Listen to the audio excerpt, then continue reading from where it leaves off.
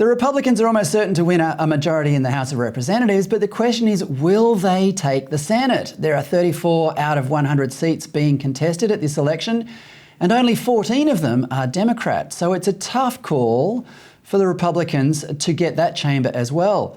Now, one Senate seat, however, just got a whole lot easier after the debate between Democrat John Fetterman, who almost died of a stroke only 5 months ago, and the newly anointed Republican TV star, Dr. Oz. Here's a sample of it. There is that 2018 interview that you said, quote, "I don't support fracking at all." So how do you square the two? I do support fracking, and I support fracking, and I stand and I do support fracking.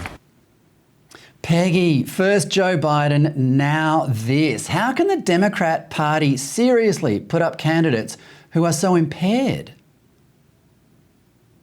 Well, it's tragic. And of course, we feel terrible for John Fetterman dealing with definitely some bad ramifications from a stroke. And if it was somebody who was already in office, of course, people would maybe be a little more sympathetic. But even the Democrats have come out and said it's not that he had a stroke, it's that he wasn't transparent about the limitations that he's had. So after watching this in essence, this debate was a job interview, and the people of Pennsylvania were watching it. And I think in a lot of ways, he failed that job interview. And I do think that the people of Pennsylvania will elect Dr. Oz next week and send him to Washington as a result at the beginning of next year.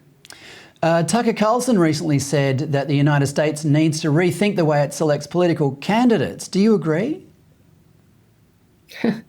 Well, you look at our U.S. military, for instance, people are automatically disqualified from flying a plane if they're colorblind or if they get too old or if they have high blood pressure. There's disqualifications for all kinds of roles and offices all over throughout the world. And so maybe it's time that we look at that.